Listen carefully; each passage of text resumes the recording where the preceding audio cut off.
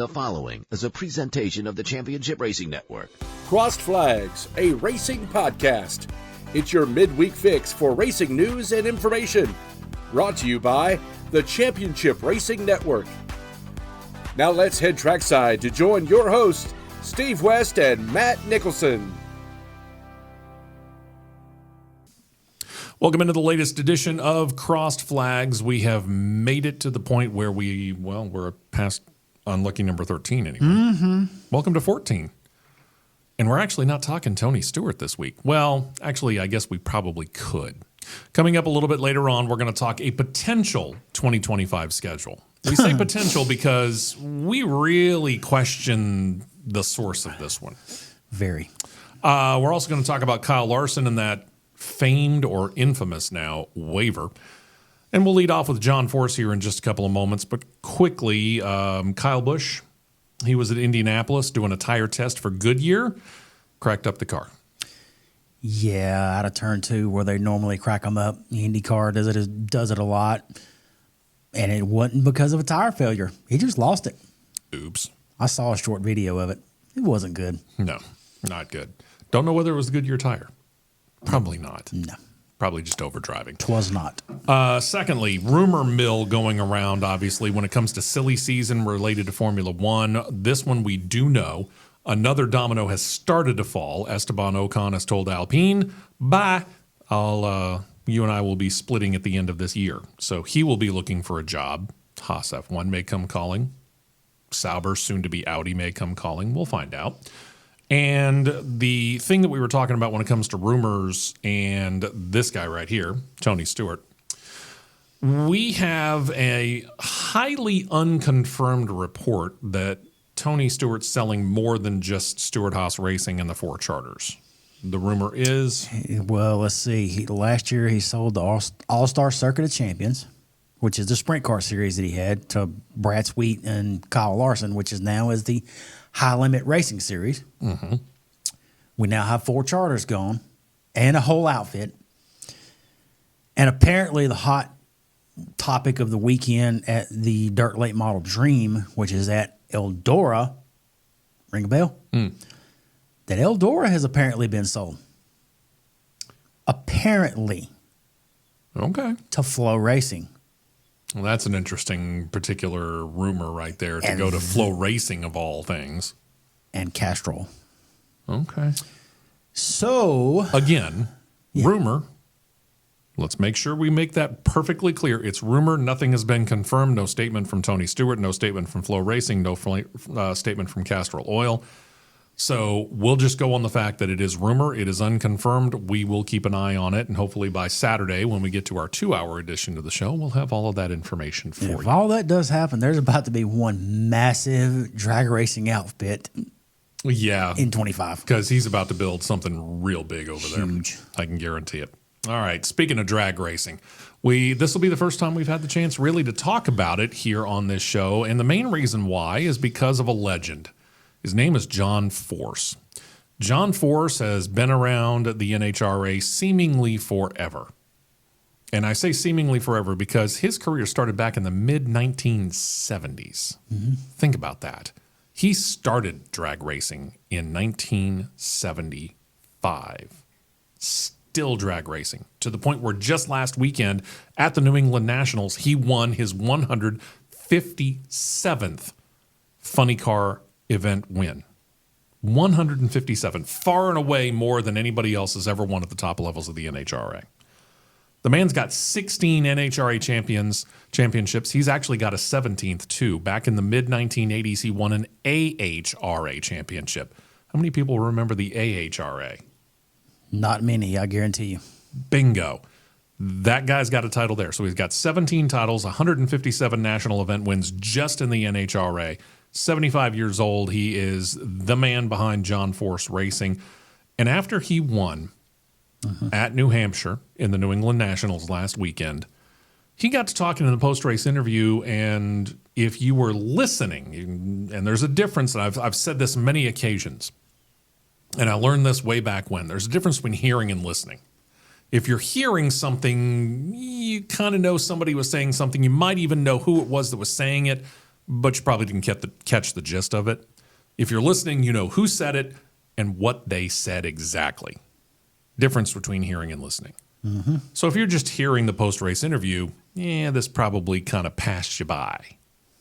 But after he got done and he got out and he started talking and got to talking in length about this, and Matt, you were the one to catch it, so I'm going to give it to you. But he said something that really made people that are in the know about this kind of stuff really pay attention, because he hadn't mentioned this before. No, he hadn't. It was what you would call one of those eyebrow raisers. Yeah, and the way I would word it. He was in the final round against his teammate car, Austin Prock, who is filling in driving for Robert Hight, who typically drives. Robert's dealing with some, from what is understood, some health issues, some health challenges. He's working to get better, and he is set to come back at some point, whether it be later this year or he comes back in 25. It's one of the two. Yet to be seen.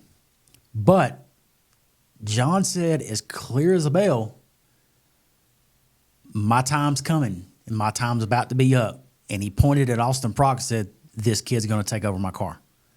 And it caught Austin Prock by surprise. He was like, I don't doubt that it did. It caught him by surprise. So is he getting ready to do it this year? Doubtful. Probably not, because you think about a guy who, again, he's been doing this since 1975. That means he's been doing this a very long time. We're talking, he's approaching 50 years of being behind the wheel of a funny car. He's not just going to up and go, I'm out. He's going to let everybody know along the way, because unlike a NASCAR, they're more like IndyCar in the fact that they don't really repeat going from one circuit to another. Right. So once they've gone to one location, like they kicked off the year in Gainesville, Florida for the Gator Nationals, the famed Gator Nationals, they're not going back to Gainesville. He's going to want to let his fans, even if he doesn't necessarily feel 100% the desire, he's still going to give his fans the chance to see him one last time. He will definitely have a swan song season. Whether it be 25, I could foresee it being probably 26 would be his full swan song season, to where there's planning, I guess you could say, and there's a proper send-off. He's just not going to say, see y'all. Yeah. He's not going to pull a Nico Rosberg. No, or not going to pull. I don't see that at all. Who else did it? Any number of drivers have actually quite a few have, but the most recent remembrance is Nico Rosberg just saying, all right, I've done what I could do. See ya. Time for me to go, and I'm out. I could probably see 26 being the last one. Yeah. Give him a really, really good chance to have the fans fed him, have his competitors celebrate him as well. And you know what? Give him a real good chance to get 160 to 165 on the win total, because you think about it, 75 years old, the man is still winning, and winning on a pretty consistent basis as well. I mean, he's winning one or two events really still a year. And I could easily see that continuing. And speaking from Charlotte last year at the 4-Wide Nationals, when scheduling didn't allow you to go, but I ended up going up there and took Mom over there. That guy right there, she is a huge fan of the guy. Mm-hmm. And just so happens that I'm close friends with, basically, he's now John's right-hand man for public relations and communications. When the man walks up to you to speak to you and say hello to you and doesn't say, hey, how are you? He calls you by your first name. Appreciate you coming by here and hanging out at the trailer. You can't ask for anything any nicer. No. Very, very hospitable man. Even Brittany, she's the same way. Yeah. Walk up, talk to you like she's known you for 10 years, and him the same way. And it's kind of strange, because we talk about racers a lot, and you think racers, they're a lot the equivalent of just any kind of other sports star or really celebrity of any kind, and you get a whole lot of different reports, I guess, or feedback on exactly what kind of a celebrity that person is. Some of them are very standoffish, very shy almost. Some of them are just like we're talking about John Force here. More than happy to get to know you, remembers your name, things like that. Others, just flat rude. And we've come across all of that. We've heard about all of that. No kidding. And truth be told, if we go out to a track, we've seen it all. We've hands down seen every single angle of the spectrum that he just talked about. And this is even something a little nugget Molly can learn whenever she gets the opportunity to meet a driver for the first time. And this is the way I word it. The less fangirlish you are around them, and that's the term, being a fangirl. Or fanboy. Fanboy, however you look at it. Too. I even tell guys, stop fangirling around them. But the more level-headed you are with them, they're going to be more level-headed with you. Sure, absolutely. And will talk to you like they've known you for years. Yeah. Just because, for example, he's a 16-time champion who's won 157 national events. He gets up every morning. He has to go through the same processes that we do. He has to put his pants legs on one leg at a time.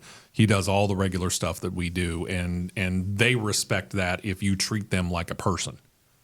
You know, and some of them will go so far as to look at you if you happen to, and I've done this, I can tell you, happen to ask good questions and then ask a dumb question. They'll look at you and they'll act like they're mad, but they say it with a smile on their face. Well, that was a stupid question. Yeah. You know, they're more than happy to put up with that kind of stuff if you treat them like a regular person. Bingo. That guy is that kind of guy. Yep. No doubt about it. Sure is. And you'll find that most of the drivers in the NHRA are actually like that. Oh, yes. Because they understand something that in a lot of ways I think Formula One has lost. IndyCar is kind of starting to rediscover. Mm-hmm.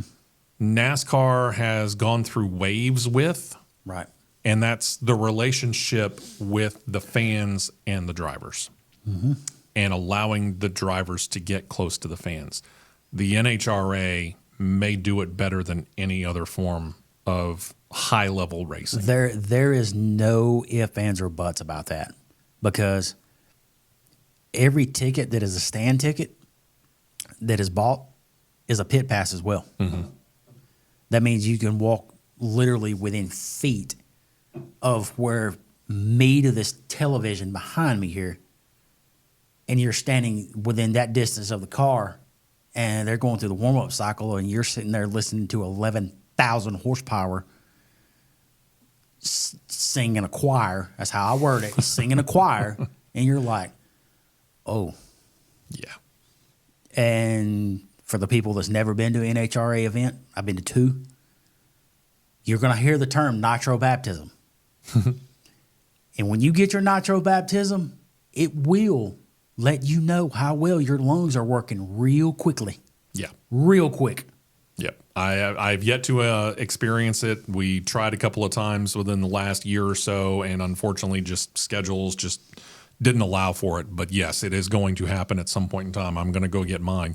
But I'll tell you this right now, and this is something I can tell you without having to be there. If you go to an NHRA event and you treasure your hearing at all, find hearing protection. Earplugs, ear muffs, whatever it is, bring something to protect that hearing if you treasure it at all. Sometimes plugs and muffs together are not enough. Yeah. These things are loud. Ruthless. 11,000 horsepower through straight pipes is loud. Mm-hmm. You think it's loud at a NASCAR race or an IndyCar race, ain't got nothing on the NHRA. He's gonna be missed. He's not gone yet. So go check out an NHRA event, even if it's just on television. Check it out. Yep. This guy's a class act. Yep. Speaking of other things going on the planet, we talked about it here at the beginning. We teased it at the beginning, the Kyle Larson drama, debacle, debate, whatever. I don't care how you want to put it. We've said here on the show, we have not been shy about saying here on this particular show, this podcast, and the 2-hour-long Saturday show. Matt and I are in thorough agreement on this. Kyle Larson deserved to get the waiver. And there are several reasons why. Number one is the precedent that NASCAR had previously set. And I know NASCAR and some other people, albeit on radio or on television, have said that this is an unprecedented thing. Nobody foresaw this coming. What we say by NASCAR setting a precedent is NASCAR did an example of allowing a drivers, to get waivers, even though what they were doing was not NASCAR related, specifically. In this case, the Indy 500. Yeah. But the added wrinkle into this is the fact that Kyle Larson, Rick Hendrick, Jeff Gordon, and everybody from Arrow McLaren, Zach Brown, and everybody there all said the intent was to run the double, to go from the Indy 500 to the Coca-Cola 600 on the same day, become only the fifth driver to do so. He got delayed by rain. Call it Mother Nature, call it an act of God. You call it what you want. I'll call it an act of God. Doesn't stop the intent of him wanting to go run the Coca-Cola 600. And everybody's all sitting there paying attention to that interview that he said where we're going to make this and we're going to finish this race out before we go to Charlotte. What did he do after he got done with the race? Within 20 minutes, the man was on a plane and headed to Charlotte. Yep, he was. So the intent was indeed there. Mm-hmm. And as we have said many times, and as the old saying goes, you can plan a fight, and I don't care whether it's a boxing match or a battle in a war. You can plan a fight all the way up until the first shot is fired or the first punch is thrown, and then that plan's out the window. Shot Correct. got fired by Mother Nature, by God. Rain. Delayed 4 hours. Plans changed. And you think, but they didn't make NASCAR a priority. You're wrong about that. Rick Hendrick has made NASCAR a priority going back to 1984. 40 years. Kyle Larson has made NASCAR a priority for 10 to 12 years as a driver, give or take. Mm-hmm. They put over a year's worth of work into Kyle Larson preparing to go race the Indy 500 and then go to the Coca-Cola 600. He traveled back and forth on All-Star Weekend for NASCAR, and then the next week to make sure that he was helping to qualify that car for the Coca-Cola 600 and doing all the travel that needed to be done.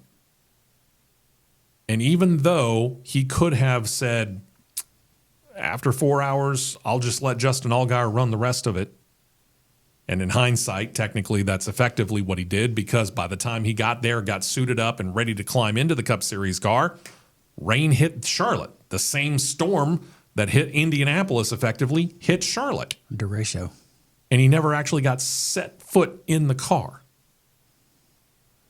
But intent is one thing. This was an act of God. He has no control over that. Unless Rick Hendrick somewhere down the line created a weather machine that nobody knows about and has been keeping it secret. And I kind of doubt that. That didn't happen. So I kind of doubt that. So this is an act of God. You can't tell me that he did not deserve this waiver. So all those people who are complaining about it, settle. Settle down. Yeah. First off, the way I interpret the rule is if you, as he said, you have the intent to compete in said event. Mm-hmm. Okay. He qualified the car. Qualifying the car means you intend to run the car. Absolutely it does. I don't think it would be right if I qualify the car with the intent to run it and I'm just saying, heck with it. Steve, get in the car. You drive all 600 miles. No, it ain't going to work like that. Or vice versa. Sure. He qualifies the car. Matt, you drive a car. No, it don't work like that. He had the intent to do so. But, and I will die on this hill, on this argument. Anybody, anywhere, and nobody can tell me that Rick Hendrick did not already know that a waiver would come and a waiver would be granted when he made the decision with Arrow McLaren to finish the 500 first. Yeah. You cannot tell me that. Yeah, I would agree with that. And for those people, and I've heard many, many reports on this, that this was up to the NASCAR competition committee. And if you read the rule book, it states at the beginning of this rule and at the end, effectively, that this is up to the discretion of NASCAR officials. And they take it and put it in front of a competition committee. And apparently there were some people on the competition committee that felt like the fans who say they didn't feel like he put NASCAR as a priority. Wrong. Sorry. Just 110% totally disagree with that. Yep. This man was putting himself out for the betterment of American-based motorsports. This put more eyes on the Indy 500 and more eyes on the Coca-Cola 600 because people wanted to find out whether or not he was going to be able to do it. Our producer, Molly, who's not a racing fan by her own admission, she checked out the Indy 500. Was that the first time in your life? First time in her life. I can't go any further than that. I'll turn it over to you. So this morning there was an interview done at 6:30 a.m. on Sirius XM radio with that Elton Sawyer talked about the whole decision-making process, and this statement was put out on NASCAR social media channels. From Elton Sawyer, quote, "We didn't take it lightly. There was a lot of discussion internally, and I'm proud of our team. We ultimately landed at giving Kyle a waiver." We ultimately landed. Yeah, right. It's an interesting way of putting it. Essentially, our decision-making was, although we had the inclement weather in Indianapolis as well as Charlotte, Kyle made every attempt to get to Charlotte.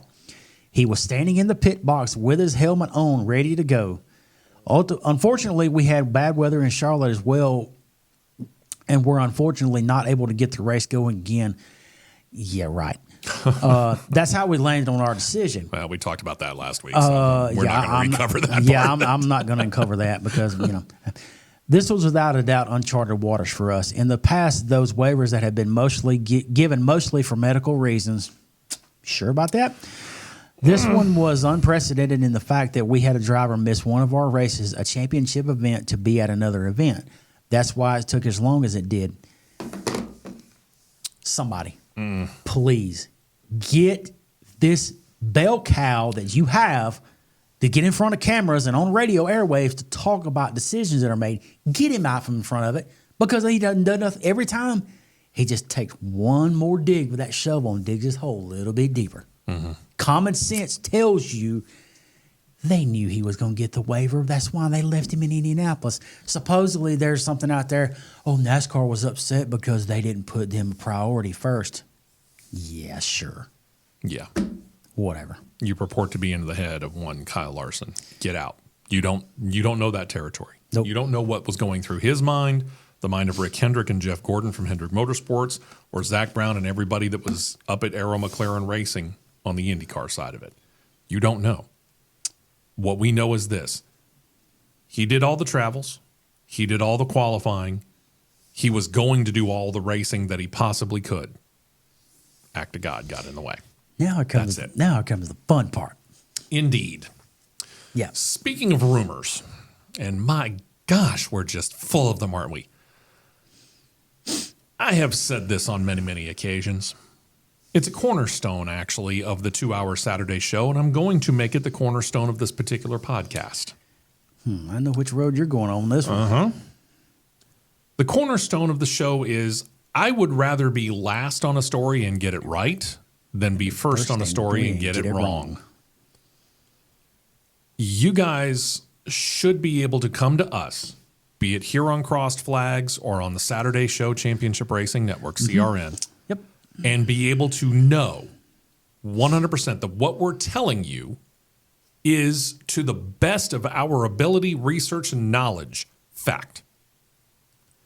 If we come across a rumor and we feel we should mention it on the air, we will state before, probably at some point in time during, and certainly after we'd give you the story, that it is rumor. Mm-hmm. That we don't know for sure. It is rumor. But the problem these days with so many different outlets, I mean, when I was growing up, well before these two were born, I remember the days when there were only 4, maybe 5 TV stations in a town. And I count PBS as one of those 5. So you had PBS, ABC, NBC, CBS, and maybe an independent station. We're based out of Birmingham in case you are listening from any other place in the country. The independent station, the first independent station TV-wise that signed on in Birmingham was Channel 21. I remember I was alive and very cognizant of it when it signed on. I remember when it did that. Before that, there were 4 stations. And as a kid in the 1970s, you hated when, for example, the president was going to do a speech in primetime because ABC, NBC, and CBS and PBS would all carry it. And you're a kid. You couldn't give a flying rat's you-know-what about what the president has to say. You would much rather watch something entertaining. Now, TV stations with cable, there's all kinds of news, all kinds of sports, all kinds of information, entertainment, blah, blah, blah. Radio's the same way. Whole lot more radio stations now than there were when I was growing up. Mm-hmm. And then you add in the internet. And the internet is well known for having what we like to call keyboard warriors. And I'm sure Molly's dealt with these as well as a person who gets on there. It's somebody who will get on there and they will say literally anything that comes to mind because they're behind a keyboard. If they were staring at me or Matt or Molly face to face, they would never say the stuff that they say online. But they'll be more than happy to say it online because there's no ramifications. And it leads to a whole lot of rumors. It leads to a whole lot of people that are trying to do what we're doing right here with this particular podcast and with the Saturday show. And that's bring you a clearinghouse, an ability to find out the latest in the news and get some conversation about it as well from people who work within the business, who know people within the business. Now, do we know everybody? No. Do we know everything? No. We're the first persons to admit to that. But there are some who will not. And this desire to be first is going way overboard.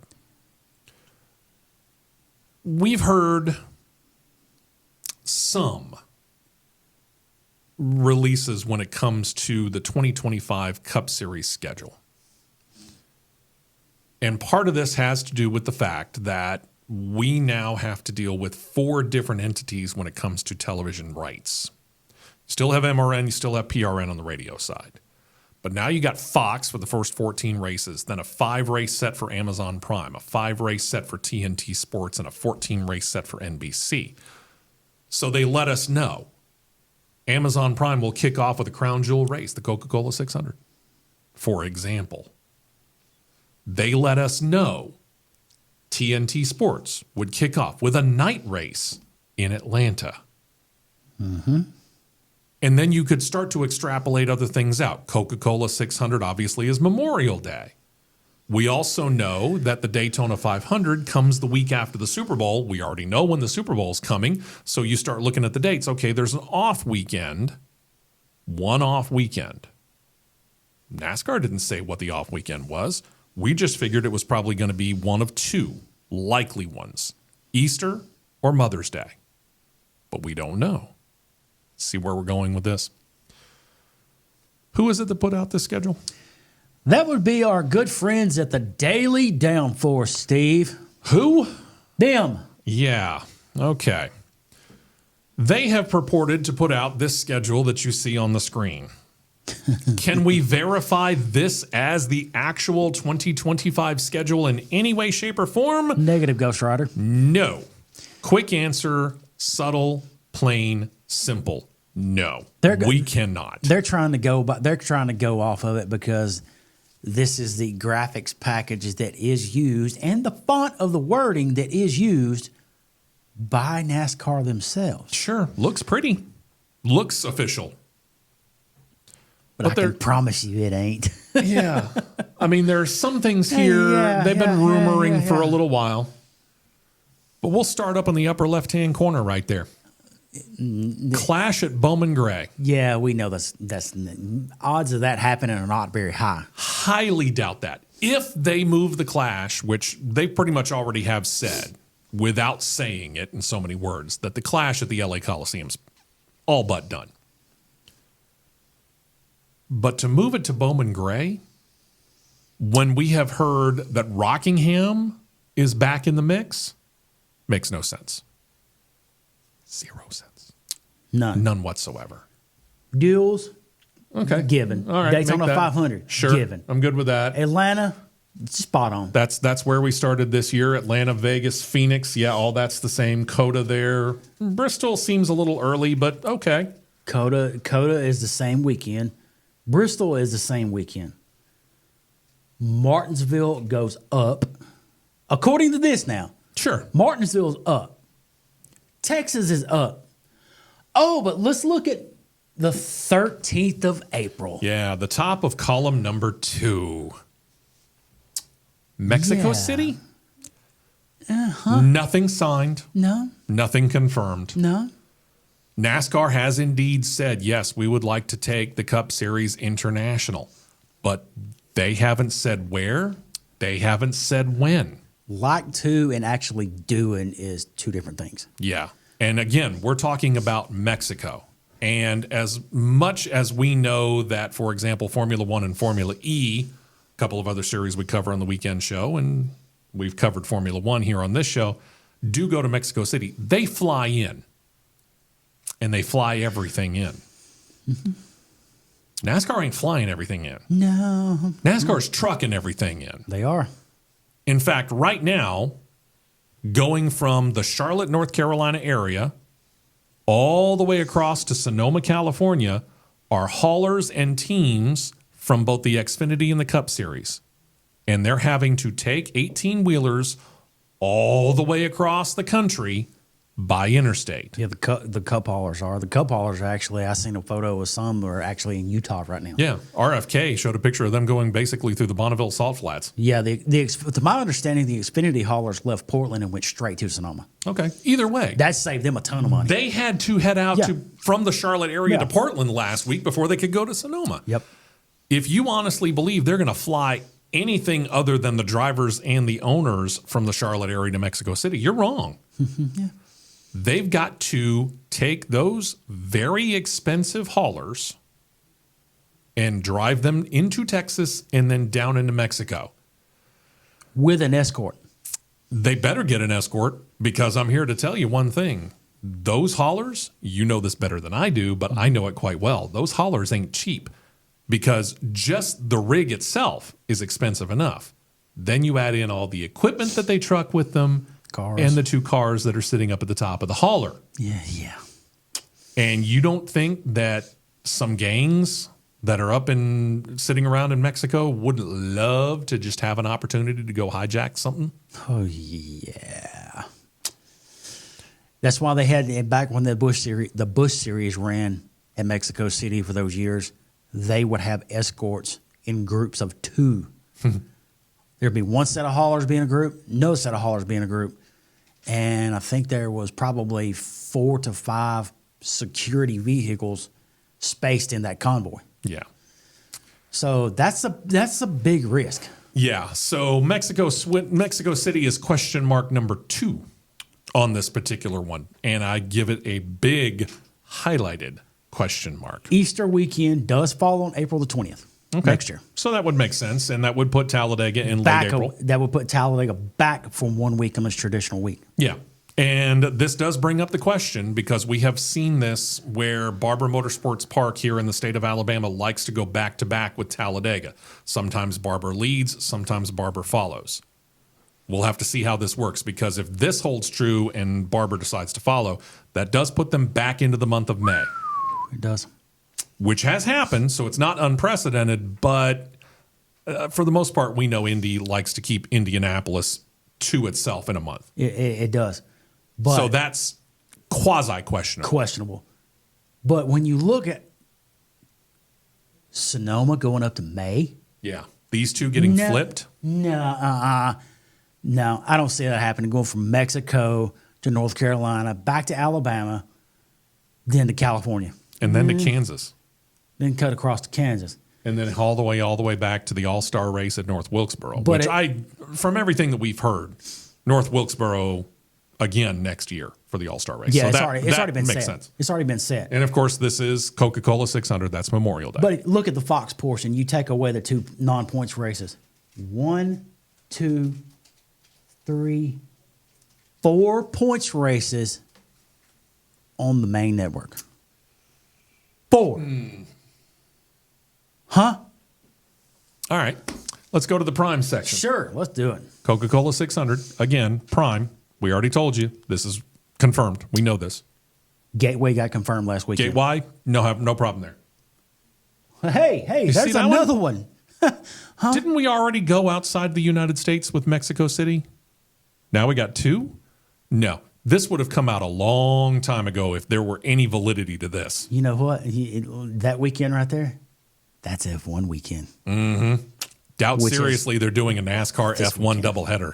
Yeah, big time. Dover, okay. That moves them back on the schedule, but okay. We'll go with that.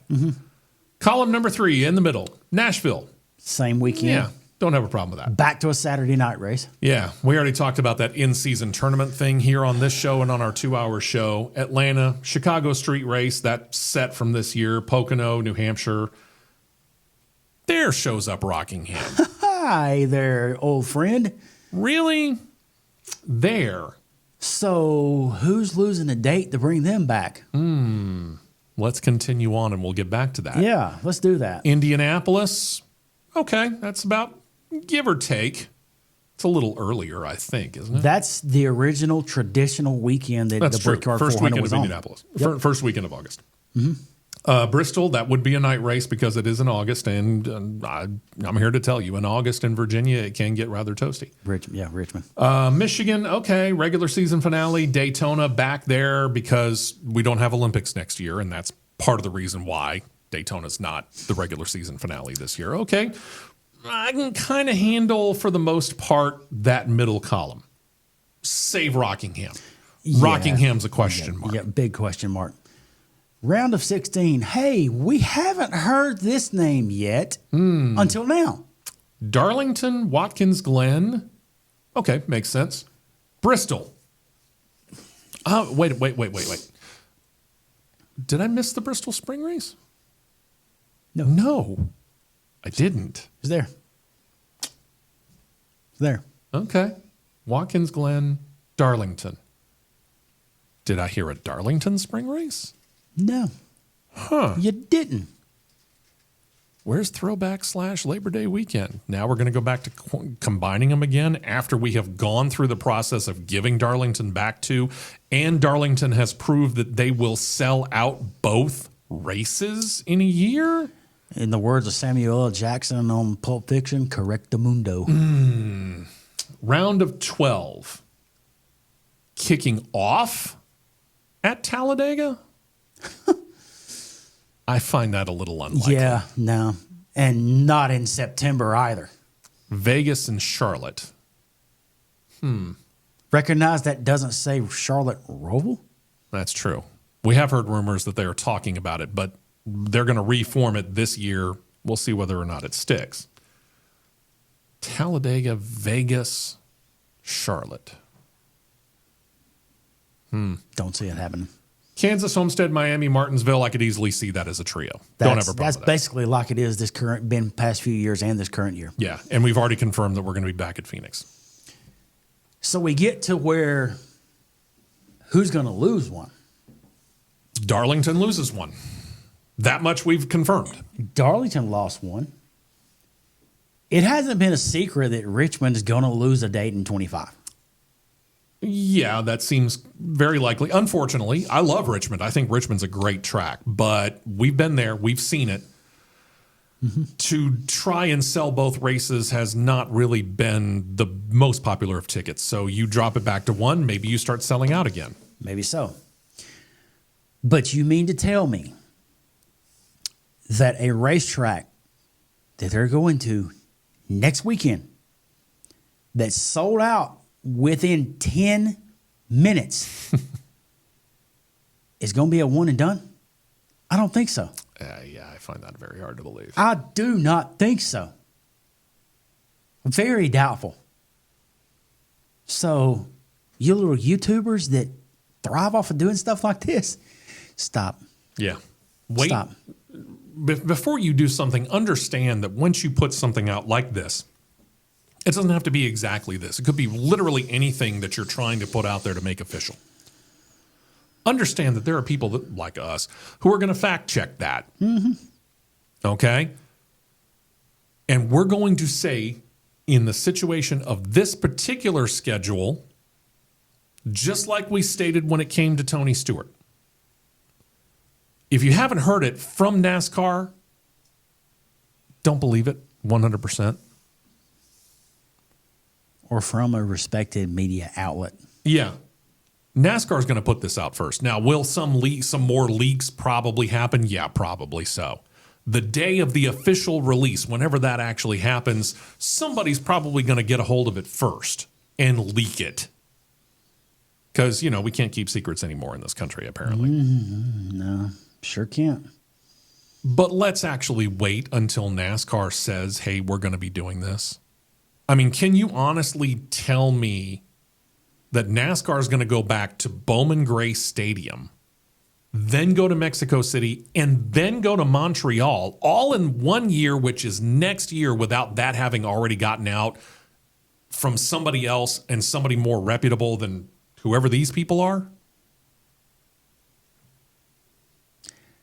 All that information would have come out long before they put this thing out. I can guarantee it. I don't see Montreal doing that in F1 in back-to-back weekends.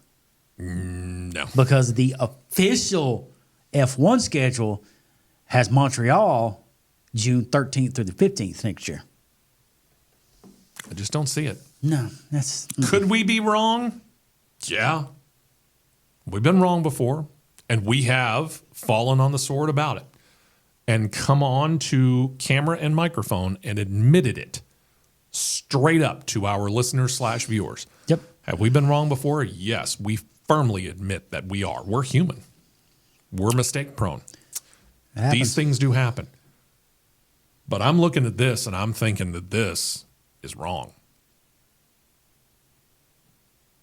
Now, I would love the idea of going back to Rockingham. I don't care whether it's a points race or a cash grab clash kind of race. Doesn't matter to me. Even a truck race. Love to see the Cup Series back at Rockingham and at North Wilkesboro. Perfect.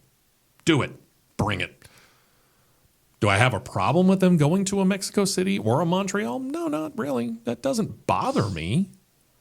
But when you're eliminating the spring Darlington race where they are almost guaranteed a sellout, I find that really hard to believe. Very. And you're doing a one and done at Iowa that is already guaranteed a hard sellout. Yeah. Yeah. No, I don't see that happening either. And when we get into the playoffs, I don't agree with the order, mainly on the round of 12. NASCAR doesn't really want to kick off or end a round at a Talladega. That's why Talladega, we know, we work there, sits in the middle of whatever round they're in. Mm-hmm. It does. They've already got a cutoff race at a wild card. The cutoff to go into the playoffs is at Daytona. The last thing they want to do is put that kind of pressure on those teams. Talladega will be almost guaranteed. I am 95% certain that Talladega in the fall, in the playoffs, will be, in whatever round they're in, the middle race. Same here. I will put a slight margin of error in there because, again, been wrong before, we'll be wrong again. Is it in this case? Kind of doubt it, but I'll put it out there that it's possible. We'll see. Obviously, we'll keep you posted on it because that's what we do. And we'll talk about this and many other stories and an unfortunate passing in the world, specifically of open wheel racing and Trans Am racing that happened this week. You might want to look up Parnelli Jones, but we'll talk about his life a whole lot more come Saturday morning when we're on the 2-hour edition, 9 a.m. Eastern, 8 a.m. Central Time. Make sure you check us out on YouTube, CRN Live. Until then, join us again next weekend for Cross Flags. And by the way, don't forget to tell your friends to subscribe. And if you haven't yet, hit the subscribe button. We'd appreciate it. And we'll talk to you next Saturday and next week.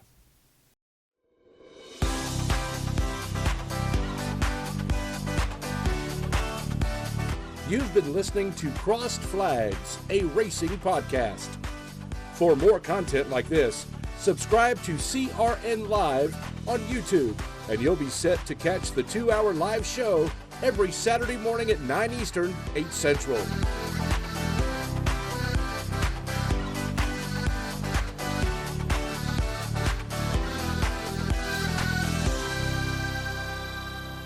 This has been a presentation of the Championship Racing Network.